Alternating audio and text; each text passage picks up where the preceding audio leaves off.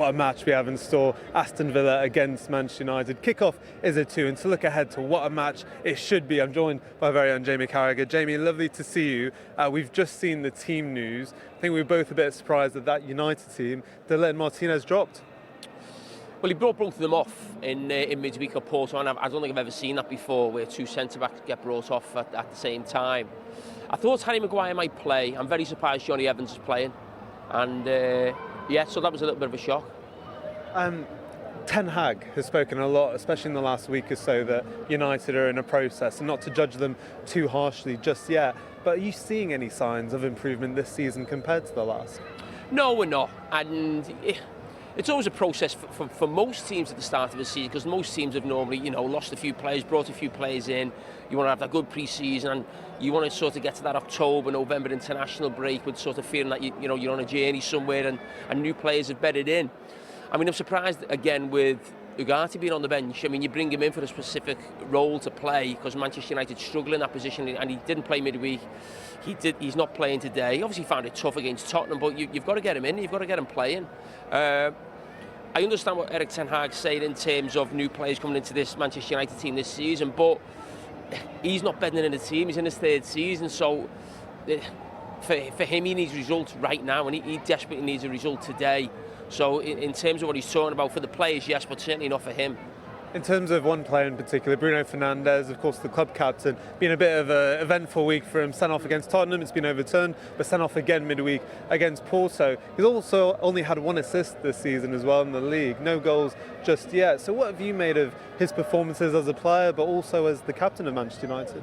Well, I don't see Fernandes really that he should be a captain of Manchester United. I've never felt that, but there's no doubt he's a quality player. And when you talk about how many assists or goals he's got this season, listen, it's not been a great start to the season for him on that front, but it's not been a great start to the season for Manchester United. So it's always very difficult for any individual player to shine in a team that's struggling. But if you look at his overall time at Manchester United in terms of goals and assists, it's fantastic. So there's no doubt he's a hugely talented player, but I've never really seen him as the captain or a leader, really. I think he's far too emotional for that, and that's what we've seen in the last couple of weeks in terms of red cards. And a little bit on Aston Villa, Jamie. I mean, Manchester United, when they've had these big games against Liverpool, Tottenham, they've not really been able to show up so far.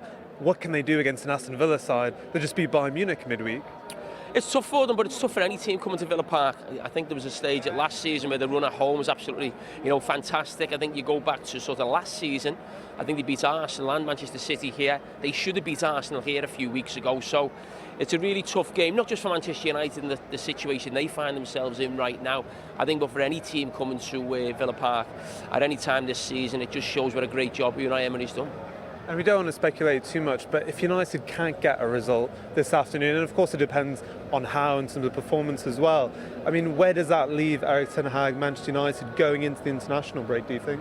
It probably leaves him still in the job, I would imagine. But it feels like he's just kicking the can down the road, if I'm being totally honest. That's my feeling on it. That's my feeling hasn't changed since the summer, when it was obviously a decision that the board made in terms of keeping him. We know that they spoke to a lot of other managers, some of them in the Premier League also. So I think he was always going to be under pressure if he made a poor start.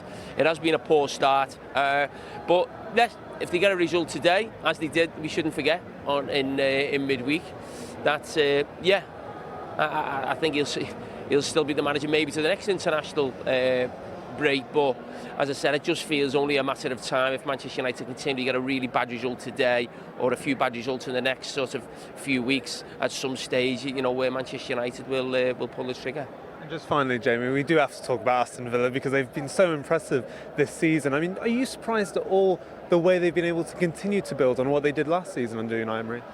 I have been a little bit surprised how well they've done as well, because it's not exactly the same team. There's still been a few changes. Obviously he's got his guy here, Monchi, who's the master in the transfer market, and so a lot of players went out, a lot of players come in. You look at the role of Rodgers. He wasn't sort of a mainstay last season. I think he came in in January, but he's come in. Barkley's in the midfield today. Anana's been in and about as well. So it is a different makeup of a team as well, but they've continued where they left off. And as I said, I mean, right now Unai Emery can do no wrong here, and rightly so. And for me, I keep saying, I think besides Pep Guardiola, he's the best manager in the Premier League, because he's the one who's won trophies before you think of, you know, Slot or Arteta or Ange Postecoglou or Erik ten Hag. I mean, Unai Emery's the one who's had big success over a long period of time. Do you think Villa will continue that success this afternoon? Yeah, I don't see how Aston Villa can lose the game today, I must say. You know, Manchester United might be able to pull something out the bag in terms of getting a point, but I think it's difficult for United to come here and win.